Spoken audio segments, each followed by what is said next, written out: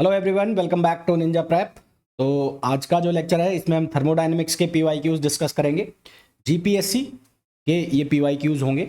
And जैसा कि मैंने आपको अपने पहले के लेक्चर्स में भी बोला है, जितने भी मैं पीवाईक्यूज कराता हूँ, जितने भी क्वेश्चंस मैं कराता हूँ, वो ऑलमोस्ट कहीं ना किसी एग्जाम में आए हुए क्वेश्चंस होते हैं। तो क्वेश्चन की इंपॉर्टेंस अपने आप आपको पता लग जाती है। साथ ही साथ जब हम क्वेश्चन सॉल्व करते हैं तो आपको काफ़ी सारे कॉन्सेप्ट भी क्लियर हो जाते होंगे और हो भी रहे होंगे, है ना।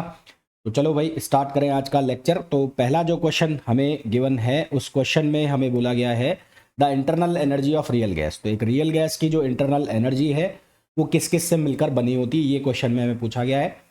पहला ऑप्शन बोला है the kinetic energy of molecule. Second option बोला है the sum of kinetic energy and potential energy of molecule and due to their mutual force of attraction. Third option है the potential energy of molecule and fourth option है equal to that.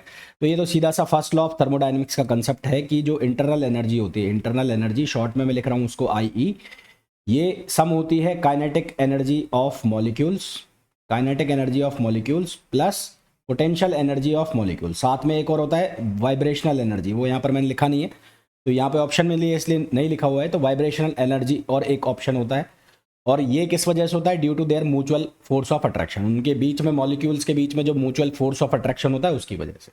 अलग अलग condition लगती है कि किसी condition में उसकी पोटेंशियल एनर्जी जीरो हो जाती है, फिर किसी कंडीशन में उसकी वाइब्रेशनल एनर्जी जीरो हो जाती है, तो फिर वो अलग अलग कंडीशन लगने के बाद फिर रिमेनिंग टर्म्स बचते हैं। अदरवाइज बात की जाए तो टोटल एनर्जी सम होता है इंटरनल एनर्जी, काइनेटिक एनर्जी का और पोटेंशियल एनर्जी का। वाइब्रेशन भी होता है, वो यहाँ पर है नहीं इसलिए लिख नहीं रहे। तो सही ऑप्शन क्या आ जाएगा इसका? बी ऑप्शन सही ऑप्शन आ जाएगा। नेक्स्ट क्वेश्चन में बोला है the increase in the internal energy of a thermodynamic system undergoing a change of. अभी फर्स्ट लॉ ऑफ थर्मोडायनेमिक्स है, तो according to first law of thermodynamics, first law of thermodynamics, तो यहाँ पर हमें बोला गया है फर्स्ट लॉ ऑफ थर्मोडायनेमिक्स। तो वो क्या होता है? Del Q is equals to delta U plus del W. अब ये डेल क्यू जो है, डेल क्यू ये होता है हीट, और डेल्टा डब्ल्यू जो होता है ये होता है वर्क। तो यहाँ से डेल्टा यू जो है ये किसके बराबर हो जाएगा? Del Q minus del W. तो del Q minus del W यानी कि हीट ट्रांसफर में से माइनस हो रहा है वर्क डन। तो सही आंसर हमारे पास कौन सा जाएगा? सी, यानी कि difference of heat transfer into the system and work done by the system. Next question पे आ जाओ। नेक्स्ट क्वेश्चन में बोला है which of the following statement is are correct. इनमें से कौन से स्टेटमेंट सही है?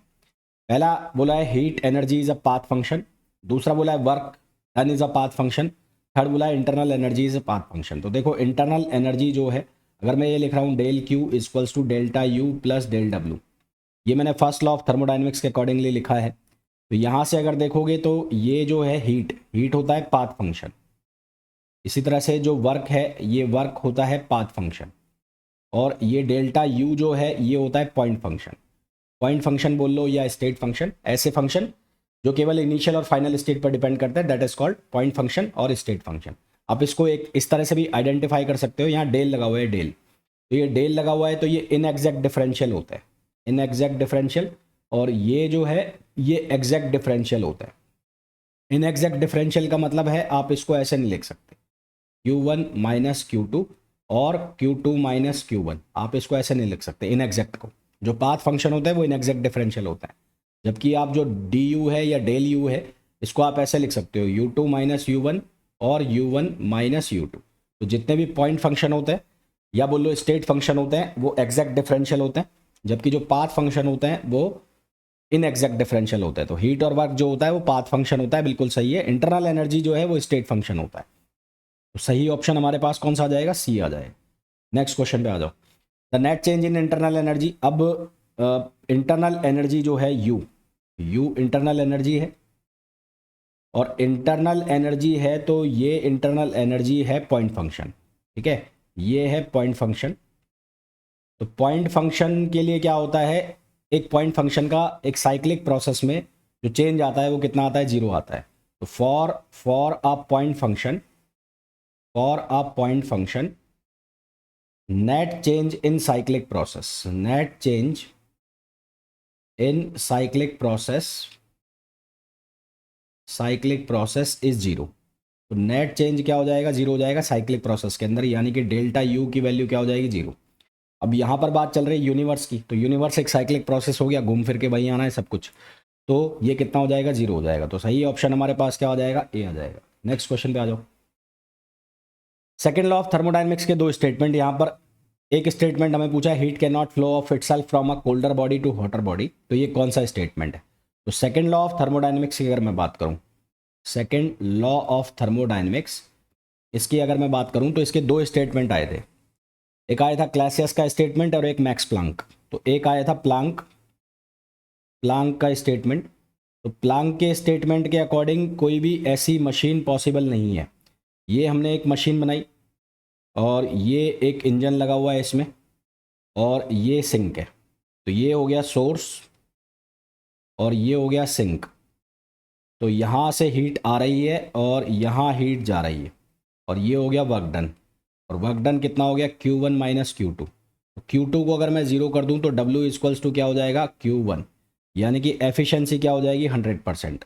तो ये तो था प्लांक का स्टेटमेंट कि कोई भी ऐसी मशीन पॉसिबल नहीं है जो एक साइक्लिक प्रोसेस में काम करते हुए इनपुट हीट को 100% वर्क में कन्वर्ट कर दे, यानी कि ऐसा कोई भी इंजन पॉसिबल नहीं है, मशीन पॉसिबल नहीं है जिसकी एफिशिएंसी 100% हो। ये प्लांक का स्टेटमेंट है। और दूसरा जो स्टेटमेंट आया वो आया क्लासियस का। क्लासियस, तो क्लासियस ने क्या स्टेटमेंट दिया, कोई भी ऐसी मशीन पॉसिबल नहीं है, ये मशीन मैंने लगा दी, जो लो टेम्परेचर से, लो टेम्परेचर बोले तो सोर्स, जो लो टेम्परेचर से हीट को खुद ही उठाकर कहाँ पर पहुँचा दे, हाई टेम्परेचर पर पहुँचा दे। ये Q1 और ये Q2, यहाँ लो टेम्परेचर हो गया और ये हाई टेम्परेचर हो गया। यहाँ ही इसको हीट सप्लाई की तो ये हो गया Q1 माइनस Q2। तो कोई भी ऐसी मशीन पॉसिबल नहीं है जो खुद ही हीट को लो टेम्परेचर से उठाकर हाई टेम्परेचर पर ट्रांसफ़र कर दे। अगर उसको ऐसा करना है तो उसको एक्सटर्नल हेल्प की ज़रूरत पड़ती है, उसको हम बोलते हैं क्लासियस स्टेटमेंट।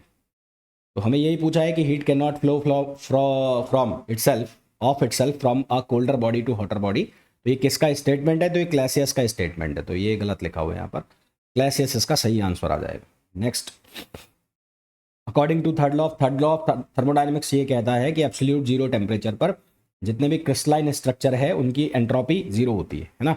तो at absolute zero temperature, absolute zero temperature entropy of crystalline structure, entropy of crystalline structure tends to zero, tends to zero. तो सही आंसर हमारे पास क्या आ जाएगा, डी आ जाएगा। नेक्स्ट क्वेश्चन, यहाँ पर आपको याद करना पड़ेगा CP minus CV equation of real estate जो हम निकालते हैं, ये वांडर वाल गैस इक्वेशन है। तो यहाँ से हम जो फॉर्मूला निकालते हैं CP minus CV equals to R 1 + 2A upon VRT, ये फॉर्मूला हम निकालते हैं, याद करके रखना पड़ेगा। तो सही आंसर हमारे पास क्या आएगा, ए। हालांकि ये डेरिवेशन है, डेरिवेशन बाद की बात है, पहले इसको याद करके चलना है ना। नेक्स्ट क्वेश्चन पे आ जाओ। Differential change in thermodynamic potential Helmholtz free energy. तो हेल्महोल्ट्ज़ फ्री एनर्जी F को हम लिखते हैं किससे, U माइनस TS। इसको यदि मैं डिफरेंशिएट करूं तो ये लिखा जाएगा DU माइनस TDS और माइनस SDT, ऐसे लिखा जाएगा। अब फ्रॉम फर्स्ट लॉ, तो अगर मैं फर्स्ट लॉ और सेकेंड लॉ का यूज़ करता हूँ, फर्स्ट एंड सेकेंड लॉ, अगर मैं फर्स्ट लॉ और सेकेंड लॉ का यूज़ करता हूँ तो ये लिखा जाएगा del Q equals to DU plus del W। तो ये लिखा जाएगा TDS equals to DU plus PdV, ये बनेगा। तो यहाँ से ये हमारे पास क्या बनेगा, DU minus TDS equals to minus PdV। तो ये जो DU माइनस TDS लिखा हुआ है यहाँ पर, ये DU माइनस TDS, इसको मैं रिप्लेस करूँगा और माइनस PdV लिख दूंगा। तो ये DF इक्वल्स टू बन जाएगा माइनस PdV और माइनस SDT। अब चेक कर लो कौन सा बन रहा है यहाँ पर। तो यहाँ पर बन जाएगा हमारे पास ऑप्शन C। तो ऑप्शन C इसका करेक्ट आंसर हो जाएगा। नेक्स्ट क्वेश्चन पे आ जाओ। विच of the following is not an example of for second order phase transition. तो इस क्वेश्चन को ऐसे भी पूछा जा सकता है कि which of the following is the second order phase transition. तो यहाँ पर देखो, transition of liquid helium 1 to liquid helium 2 at lambda point 2.19, ये भी याद रखना, ये भी डायरेक्ट क्वेश्चन है, ये सेकेंड ऑर्डर का एग्जाम्पल है।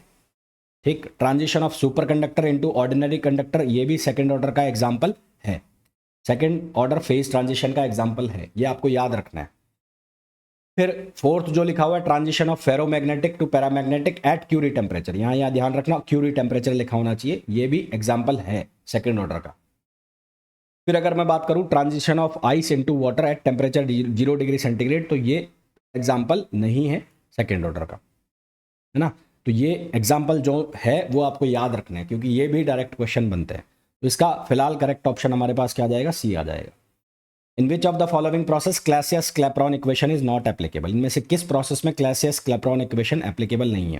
तो क्लासियस क्लैपेरॉन इक्वेशन को हम लिखते हैं dp upon dt L upon T delta v, ऐसा हम इसको क्लासियस क्लैपेरॉन इक्वेशन को लिखते हैं। यदि मैं बोल दूं आइसोबारिक प्रोसेस, तो for isobaric process,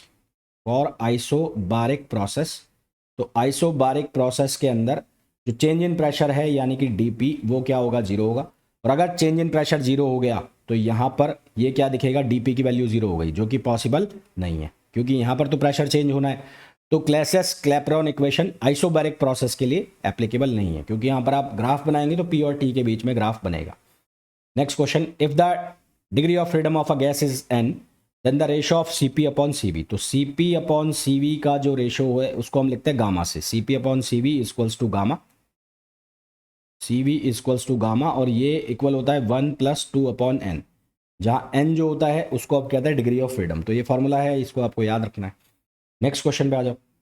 to ends of rod are kept at 1270 degree centigrade, 2270 degree centigrade, change in entropy is 20 calorie per kelvin, then the amount of heat flow. तो हमारे पास फॉर्मूला होता है del Q equals to TdS, ये formula होता है। तो अगर मैं यहाँ से लिख लूँ Q1, तो Q1 को मैं लिख लूँगा T1 और S, और इसी तरह से Q2 को मैं लिख लूँगा T2S। तो T1S जो है वो कितना हो जाएगा, वो हो जाएगा, इसको मैं केल्विन में कन्वर्ट करूँगा, 1270 प्लस 200 273, 273 ये हो जाएगा, और एक हो जाएगा हमारे पास 2270 प्लस 273, तो एक तो हमारे पास बन जाएगा 2543, और एक हमारे पास बन जाएगा 1543। तो हम इसको माइनस करेंगे, तो इन दोनों का जब डिफरेंस हम निकालेंगे, इन दोनों का डिफरेंस, तो इन दोनों का डिफरेंस जो आएगा वो आएगा 1000। तो यहाँ से इन दोनों का डिफरेंस आप निकाल लो, तो इन दोनों का जब आप डिफरेंस निकालोगे यानी कि डेल क्यू, वो आप निकालोगे Q2 माइनस Q1 या फिर Q1 माइनस Q2, तो आप निकालोगे Q2 माइनस Q1, एक मिनट रुको भाई, है ना, Q2 माइनस Q1, तो ये बन जाएगा आपके पास T2 माइनस T1 और इंटू एस। अब T2 माइनस T1 आप लोग निकाल चुके हैं, ये आ गया है 1000, एस की वैल्यू आपने निकाली है, ये आया 20 कैलोरी पर केल्विन। तो यहाँ से इसको सॉर्ट आउट करोगे तो ये बनेगा तुम्हारा कितना, ये 20,000 बनना चाहिए, यहाँ पे कुछ गड़बड़ है क्या, यहाँ पर कुछ गड़बड़ होगी, तो ये 20,000 बनना चाहिए ऑप्शन के हिसाब से, तो इसमें सी लगाओगे, 20,000 होना चाहिए ये, क्योंकि 10 से मल्टीप्लाई होगा, 1000 वहाँ पर डिफरेंस आ रहा है। नेक्स्ट क्वेश्चन पे आ जाओ।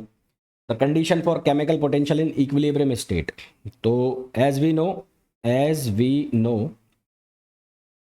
जो केमिकल पोटेंशियल होता है म्यू, वो फंक्शन है प्रेशर का, टेम्परेचर का, पार्टिकल्स N1 और पार्टिकल्स N2 का। तो यदि इसका पार्शियली डिफरेंशिएशन किया जाए, क्या किया जाए, पार्शियल डिफरेंशिएशन, तो ये बनेगा del mu upon del T, और ये हो गया dt प्लस ये हो गया del P, del mu upon del P, del mu upon del P, और ये हो गया dp। देन फिर ये बनेगा del mu upon del T1 और ये dt1, सॉरी टी नहीं N1 और dN1 plus del mu upon del N2 और dN2, ये बन गया यहाँ से। अब N और N1 और N2 ये मॉलिक्यूल्स है, तो इनका समेशन क्या होगा, कांस्टेंट होगा, तो N इक्वल्स टू होगा N1 प्लस N2, तो यहाँ से dN इक्वल्स टू हो जाएगा dN1 प्लस dN2, और ये हो गया 0, तो ये बराबर हो जाएगा dN1 माइनस dN2 के, dN1 माइनस dN2 के इक्वल हो जाएगा यहाँ से ये वैल्यू। अब T और P कांस्टेंट है, ठीक है, इक्विलिब्रियम स्टेट पर, तो एट इक्विलिब्रियम जो डी पी है वो जीरो हो जाएगा और डी टी है वो क्या हो जाएगा, जीरो हो जाएगा। ये दोनों जीरो हो गए और डी म्यू की वैल्यू भी क्या हो जाएगी, जीरो। ये जो वैल्यू है ये डी म्यू लिखी जाएगी क्योंकि हम इसको आइलर्स डिफरेंशियल के फंक्शन के अकॉर्डिंग सॉल्व कर रहे हैं। तो यहाँ डी म्यू की वैल्यू जीरो हो गई। तो हमारे पास बचा क्या, हमारे पास ले दे के ये बचा कि del mu upon del n one d n one plus del mu upon del n two और डी एन टू। इसको जीरो के बराबर कर दिया। अब डी एन टू को डी एन वन लिख दो यहाँ से, तो del mu upon del n one, ये डी एन वन माइनस ये हो गया del mu upon del n two और ये क्या हो गया, डी एन वन हो गया। अब डी एन वन खत्म हो गया यहाँ से, तो हमारे पास बच क्या जाएगा, यहाँ से बच जाएगा del mu upon del n one equals to del mu upon del n two. तो ये आ जाएगा हमारे पास ये कंडीशन। तो सही आंसर हमारे पास आ जाएगा इसका ए, है ना, ये नहीं आएगा बी। सही आंसर हमारे पास क्या आ जाएगा, इसका ए आ जाएगा। नेक्स्ट क्वेश्चन पे आ जाओ। नेक्स्ट क्वेश्चन में हमें बोला गया है consider the transition of liquid water to steam as it boils 100 degree centigrade under the pressure of 1 atmospheric, which of the following quantities does not discontinue at the transition. इनमें से कौन सी quantity discontinued नहीं होती। तो for first order transition, for first order transition की मैं बात करूं, फर्स्ट ऑर्डर ट्रांजिशन, तो फर्स्ट ऑर्डर ट्रांजिशन के लिए एंट्रोपी, डेंसिटी और वॉल्यूम, डेंसिटी वॉल्यूम ये क्या होते हैं, ये होता है डिसकंटिन्यूअस, ये होते हैं डिसकंटिन्यूअस। डिसकंटिन्यूअस का मतलब ये अपनी वैल्यू को चेंज करते हैं, ठीक है। But Gibbs energy, Gibbs free energy, but Gibbs free energy,